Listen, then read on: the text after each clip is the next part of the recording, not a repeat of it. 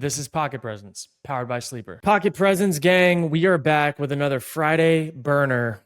Tyler, we're super hot right now. We are 3 out of our last 3. Would have been 4 for 3 if I believe DK Metcalf didn't have one of his 2 big gains called back. But we're hot right now with the picks. We found a groove.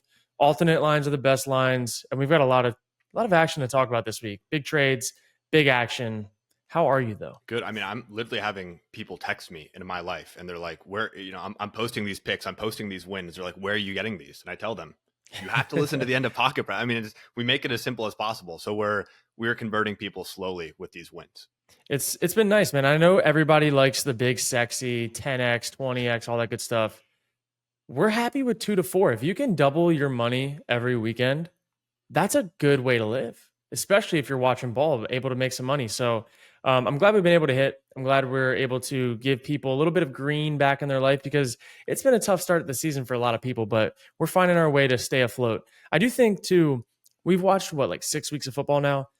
We're starting to know who's who. Even though preseason we think we know who's who, we didn't. Like, we kind of have an idea of these teams now, these players, the schemes and how they're using them. And I think that's the biggest thing that we're seeing right now. There's some consistency in play calling. There's some consistency in guys showing up. Brock Purdy, I'm looking at you. I think it's like 14 or 15 straight games with 225 passing yards or more. Cool. Let me have the 225 alternate line. You guys can have the 250s, the 275s. Take it. I'm going to stack that 225 until the wheels fall off. So that's what we're looking to do. Well, you mentioned there's been consistency. And as you say that, we have this mix up this week of receivers moving teams. We're not going to talk Amari, but Amari Cooper to the Bills, most notably Davante Adams to the Jets. I want to touch on a lot here, and we'll get to the Jets Steelers preview a little later in the episode. But overall, can we walk through what this does for the Jets offense? It's the analogy I've heard used is it's like you're having a baby to save the marriage. The Jets are clearly all in. They're clearly, they're clearly going for it this year. What does Davante Adams do for them? Davante Adams brings an element that they don't have right now, and that's consistency at receiver. Garrett Wilson makes some big plays, drops some big balls. Mike Williams, love Mike Williams, great guy. He has been in the wrong spot more often than not in that offense. And at the end of the day, that last interception, that cost them the game.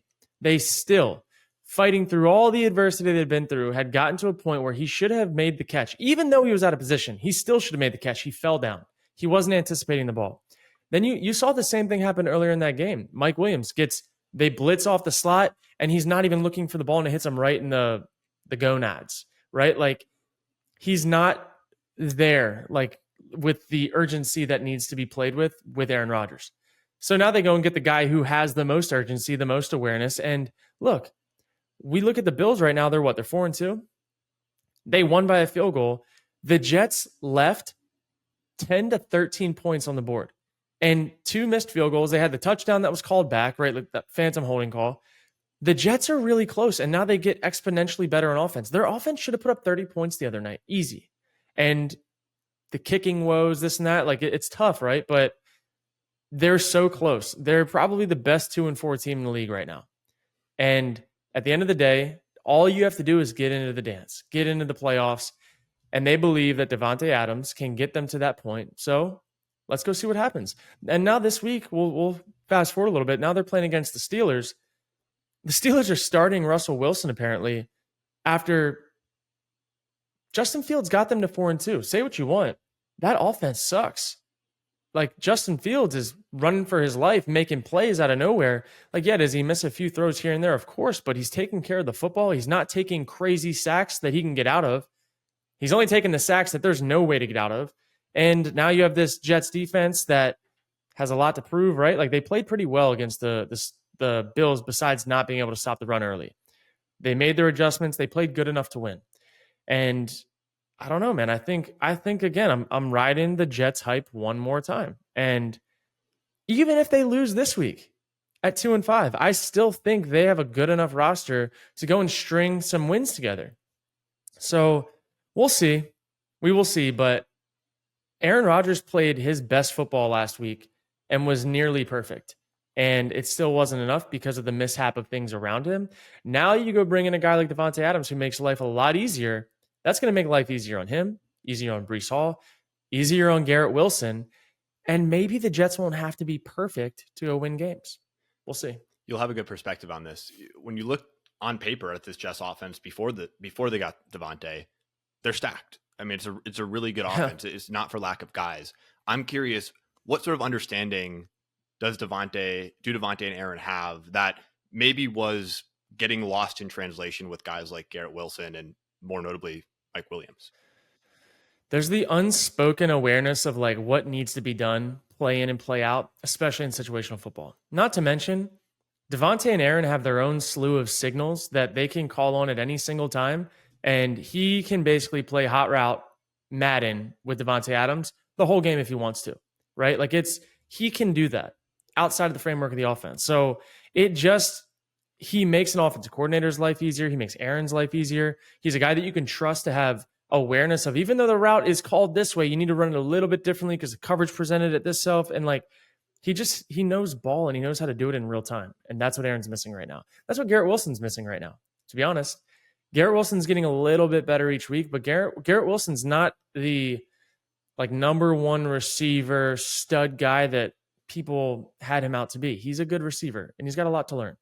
So you mentioned Davante plans to play against the Steelers. I like the little sly smile he gave on McAfee where he let everybody know the hamstring was all right. And they did a great job over there in Las Vegas, making sure the hamstring was all right. And he'll be ready to go for Sunday Night Football. How possible is it for him to get all the way up to speed? Will he be 50% of the way there, 100% of the way there? Like how do you think that conversation is going to get him ready for Sunday? He'll be 100% ready. And even if it's not 100%, he's 100% physically ready. And then Aaron can just tell him exactly what to do, play in and play out, and where to go. Assuming that it's the same exact offense that they ran in Green Bay, he'll be 100%. As long as the shifts, the motions, the tags, if everything's identical, come on now. Come back home to a different home, right? Like it's the same shit, new location. So I'm as a fan of football, so excited to watch this play out. This is the stuff that like this reminds me of like, I don't know, LeBron James teaming up with his boy. Like it's like that stuff that makes the sport have narratives and makes it a little more fun. And like, can these guys now back against the wall go from 2-4 to a playoff run? At the end of the day, they're going to play the Bills again, right? Like they're going to see the Bills again. And maybe it's for the division next time. The Dolphins suck. The Patriots suck. Like you got some games that you can start stacking now. So we'll see. And we'll talk about it. I don't think the AFC is as loaded as we maybe thought it was at the beginning of the year. I think there are a couple really clearly good teams, and then there's a lot of teams in the middle. And I think the Jets fit in that category, and they have a great quarterback on their side. I want to ask you now about Tom Brady. And even though he's commentating, it was an interesting story that came out this week. We've known since August that he's going to have some limitations as a broadcaster, and those have now been solidified since Brady was approved to buy a 5% stake in the Raiders. I want your perspective as somebody who's gone from being a quarterback to being in the media now.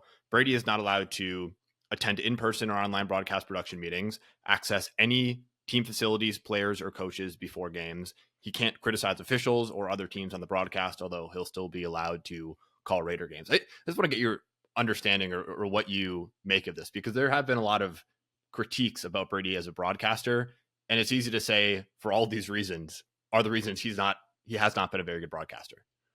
Yeah. I mean, from what I'm seeing, like he's not able to just cut loose, right? Like he's got to be very measured with his words, and that's hard. Like that is a hard place to operate from, to be truly yourself. And you know him when he's not in the broadcast booth. He will break it down, cut it up, like give you his full opinion, rip guys, like celebrate. Like you know what I mean? We're seeing a very vanilla Brady right now in the broadcast booth. And part of that probably is him being a little uncomfortable in a new role, but part of that is he knows that there's a lot more at stake that he's not willing to risk, right? Like, and at the end of the day, the amount of money that he can make from being a 5% owner of the Vegas Raiders versus the amount of money that he can make broadcasting, it's not even in the same realm of wealth, right? Like he is playing the long game, and broadcasting's kind of like, it's nice money for fun right now. Like it's still good money, but it's really good money, but it's not the wealth that he will be building being a co-owner of a team, of a franchise, that he can directly influence the amount that team is worth over the next 5 to 10 years, 20 years, whatever he wants to own them for. I mean, the NFL is growing, football is growing. He's got his hand in a few different things that do overlap, and it is what it is. So I don't I don't know, man. He knows a lot of football, obviously. When he's in a podcast setting and people are asking him questions, you see it all come out. So let's just take a little easy. The guy wants to do more with everything he's been given than just sit in a booth, cash his check, and not be able to do anything else. Do you think he'll be able to get there? I always hear you talk about how we don't know the game plan of these games. So when we as fans or media members critique, like, he didn't make this throw or he wasn't doing this on this drive, it's like we don't know what he's being told to do. And I think for Brady, it's going to be hard for him to infer those things if he's not able to talk to coaches and players and team staff about that sort of thing beforehand. So does he have a ceiling on how good he can commentate these games, because he's just going to be guessing like the rest of us, essentially?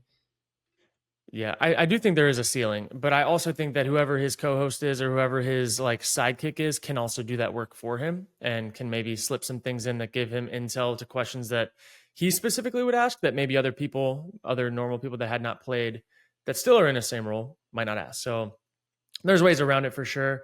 I do think that we're never going to see who he could actually be with the limitations that he has.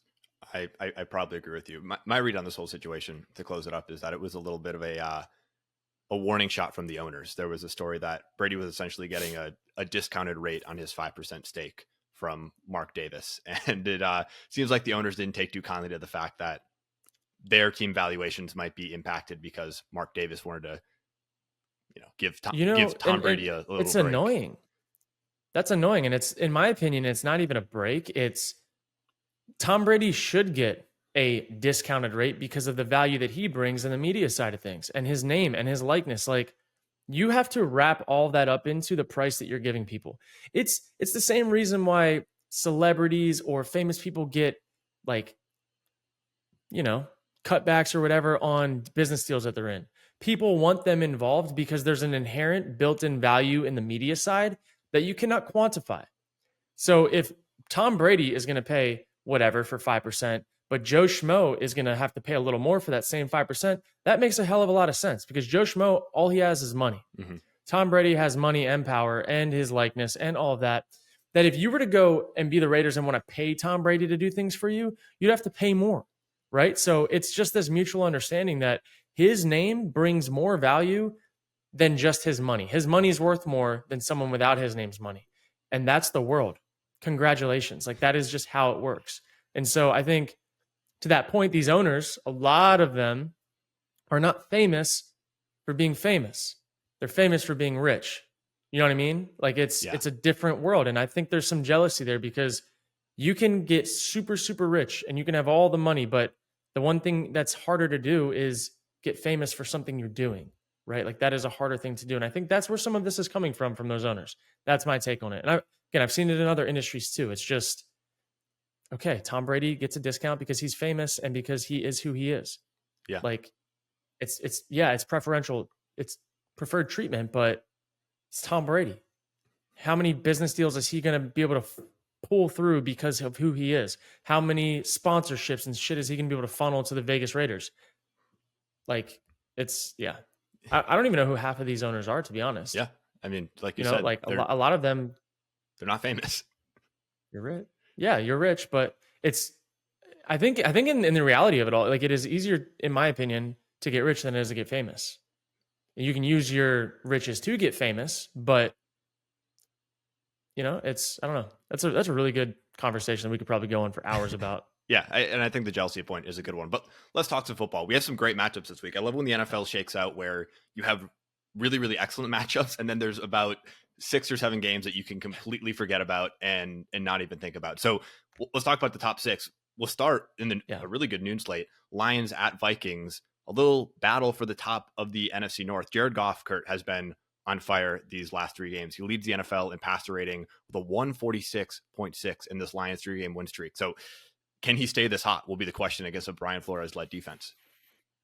I've been picking against the Vikings for the last few weeks, and it's been real close, right? Like, it's been real close. They've had a lot of things go their way. They've had some balls bounce their way. Like, they're playing good football, but the Lions are playing better football right now. And the Lions are convincing. The Lions' run game will hit you in the mouth. And the Vikings haven't really been tested yet in a game flow where they need to play close neck and neck the whole game or from behind it all. I think this is the week that it happens, right? Like I think that the Lions are hot. Jared Goff finally has flipped the switch because he started off the season really poor. But he's found his rhythm. The play calling seems to be like amping up. They're doing more trick plays, more lat. Like they're doing a lot. They're opening up that playbook. They're not tiptoeing their way through games. Hutchinson, that loss for them hurts, right? Like that defense is feeling it, but that defense is going to be okay. I think this could potentially be a shootout. I also think that this is going to be a David Montgomery game. And if the Lions want to win this game handedly, David Montgomery is going to need 15 to 20 carries this game versus not great looks either. He's going to have to make the first guy miss. But once you get past that first level in this crowded front defense, when they start getting into these exotics, there's a lot of room to be had. So I'd expect the Lions to absolutely go in and handle business this game. I know that the Vikings are favored, but I've been staring at this money line all week since it opened, and I just don't see how the Vikings are favored. The only reason they are, in my opinion, is because they're at home and they haven't lost a game yet. But the Lions are playing really good football, and they're the team, in my opinion, that's the top of the NFC North.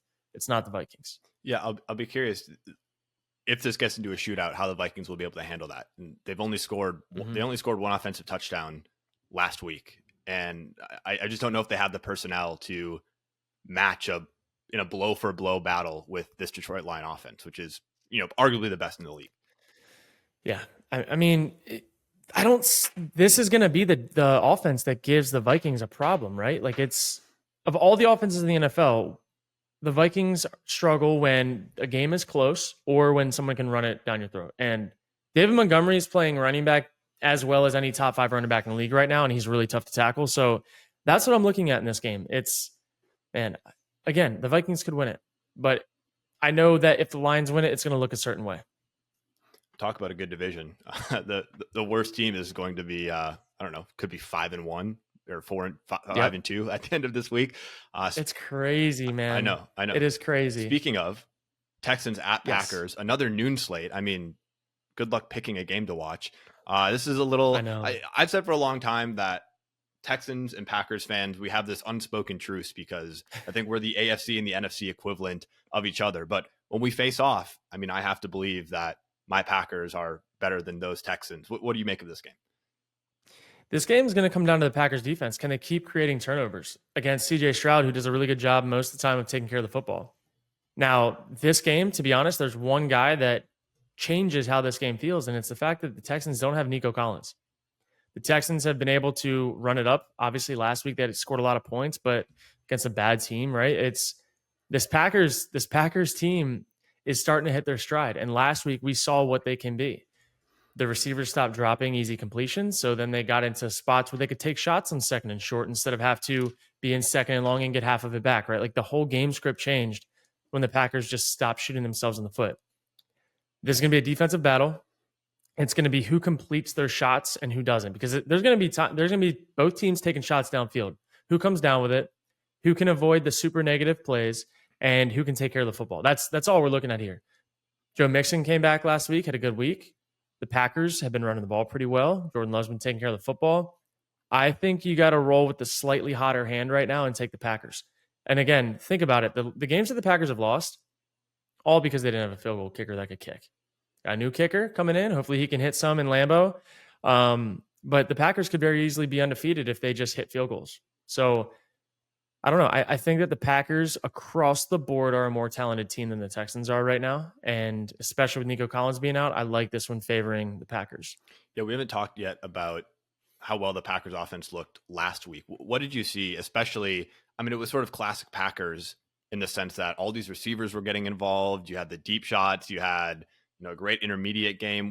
What did you like about last week, and what do you hope they carry into this game against the Texans? Dude, there was two things. One, Jordan Love on third down in the red zone. Instead of ending up with field goals, they were getting touchdowns, right? Like a couple times. Third down in the red zone, he was a dog. Number two, Romeo freaking Doubs. People wrote him off. People wanted him out of there, trade him with this and that and the other. Like, Romeo Doubs is the best receiver they have. And in my opinion, he brings something that Jaden Reed does not. And Jaden Reed is a dog. Jaden Reed out of the backfield loved that out of their game plan. They had him lined up at running back, running halfback routes and this and that. Romeo Doubs is the guy that can change everything for them. And he showed it. Look at his body control. Like, look at how he can snag it, how he can toe tap, how like he is the complete receiver, and he got his opportunities one-on-one and he made the most of them. 2 touchdowns. The 1 third down that Jordan Love just heaved up, he heaved it up super late back shoulder. Romeo Doubs stacked the guy, wiped him by, toe tapped, caught it, dove in the end zone. Like, there's not another receiver on the roster that has that type of body control. Watch them all play. All of them have different strengths. Romeo Doubs is your get out of jail free card.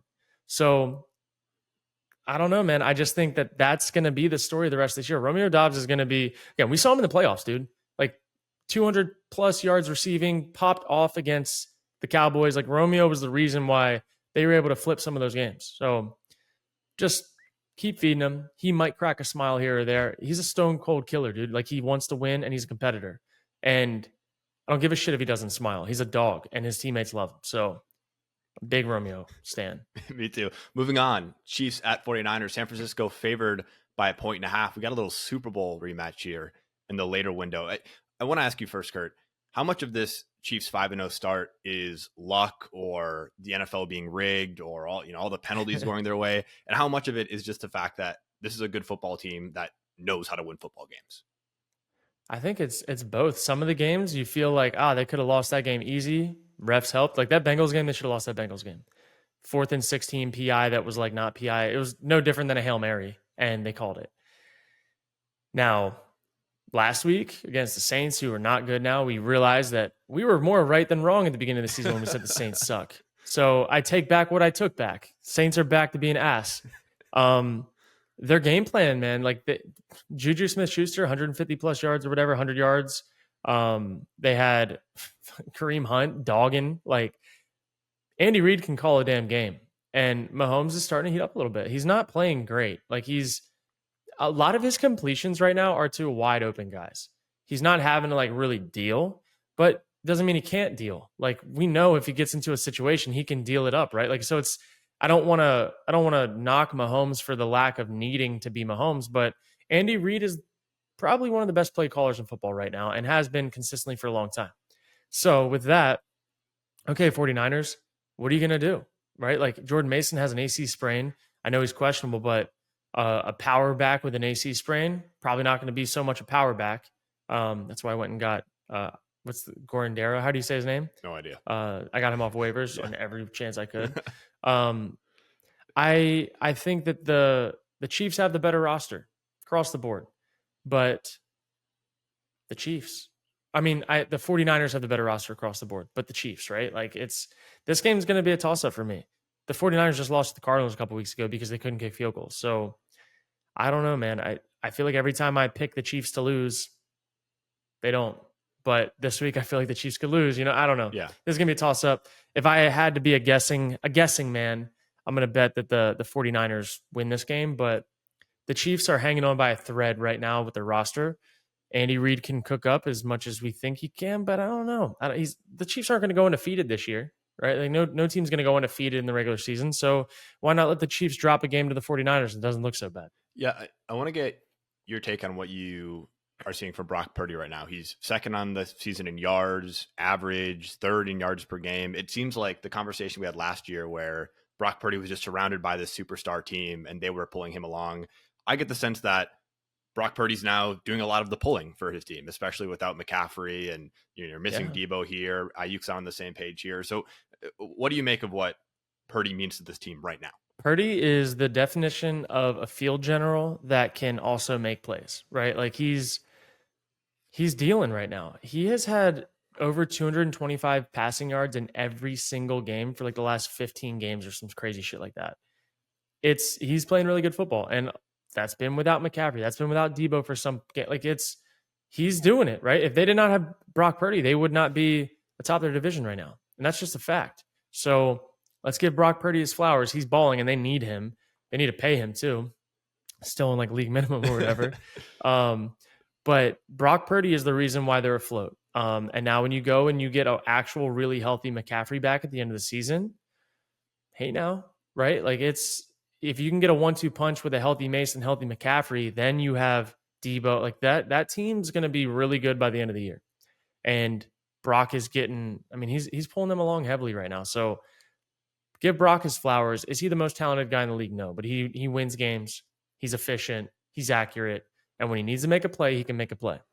All right, let's wrap it up with 2 primetime games. Jets at Steelers. We don't have to spend too much time on this. We talked a lot about the Jets, but you alluded to it.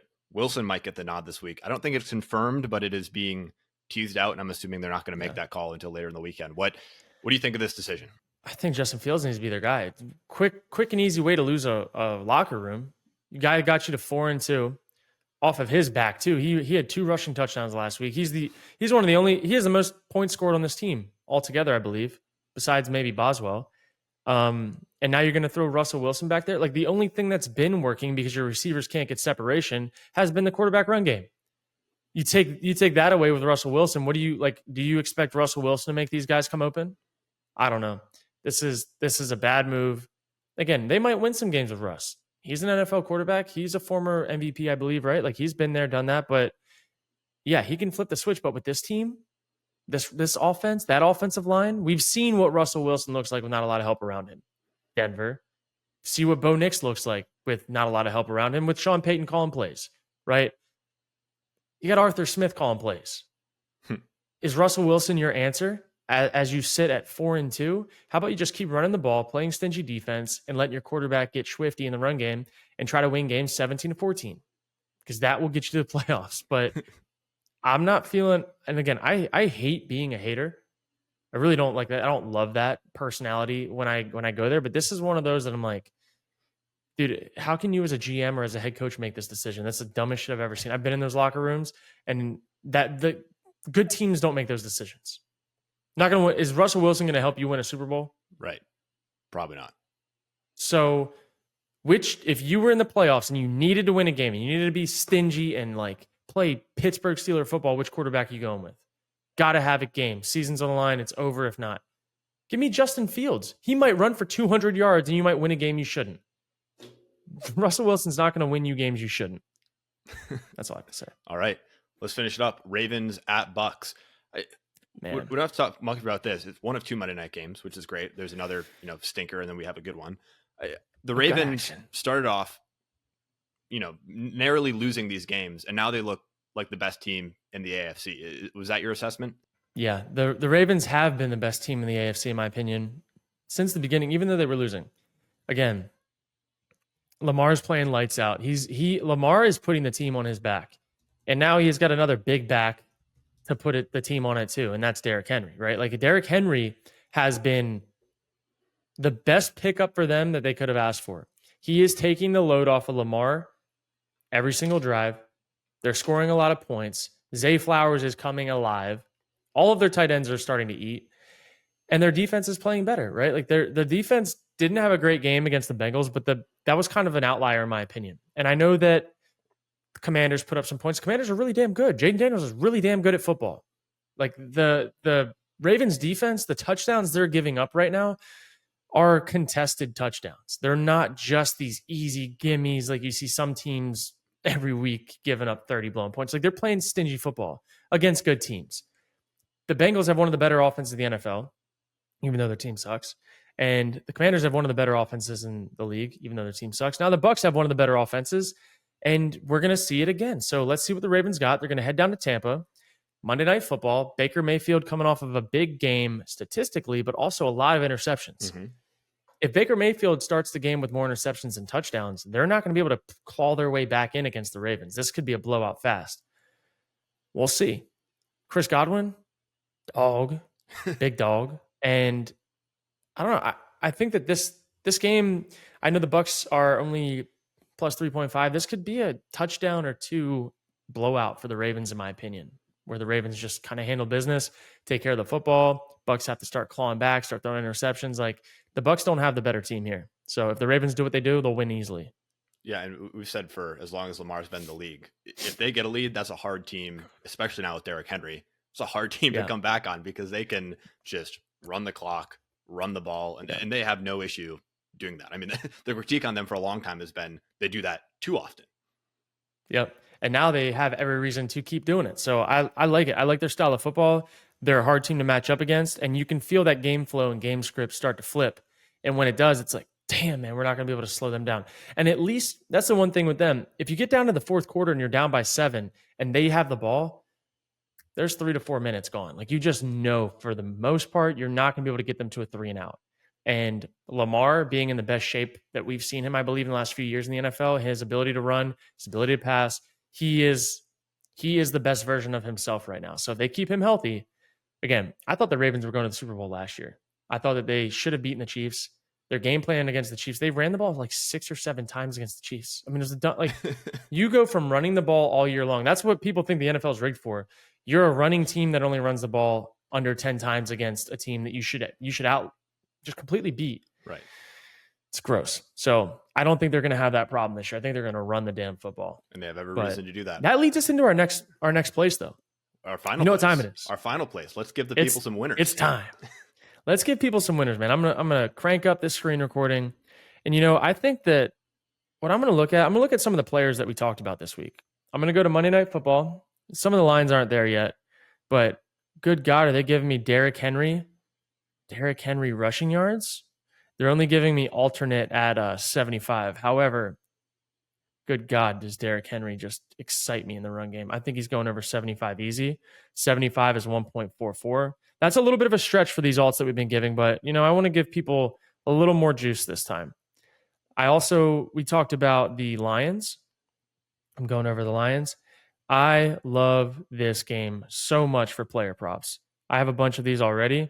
Give me Jared Goff over 225 passing yards. I think that's 1.3. That looks good to me. Also, David Montgomery, his rushing yards are 50. Give me it 40 rushing yards. That's already at 2.5 right there. I mean, and I'm not even done cooking. I'm going to give us a little bit more juice because we're already hot. We've hit like a bunch of money. Give me Jamison Williams, at least 3 receptions. That's 1.28. Give me Justin Jefferson passing or receiving yards at over 75. Justin Jefferson has had over 75 in all of his last 4 games. And then Amon-Ra, we're going to go take his. No, he doesn't have good juice there. We're already at 4x right here, by the way. Now let's go talk Packers. You know who else has been throwing the shit out of the ball? Jordan Love. Jordan Love has had over 200 yards in his last 4 games. 200 puts you at 1.1. That gives us to 4.4. And again, I know that people say, "Oh, the odds on that suck." Well, it's almost a guarantee that it happens, right? Like that's what we're stacking these into parlays for. And then let's see, there's another guy that I loved early on. I'm not touching this Thursday game. That's obviously will have already happened, but it's still gross. And then you know what? Give me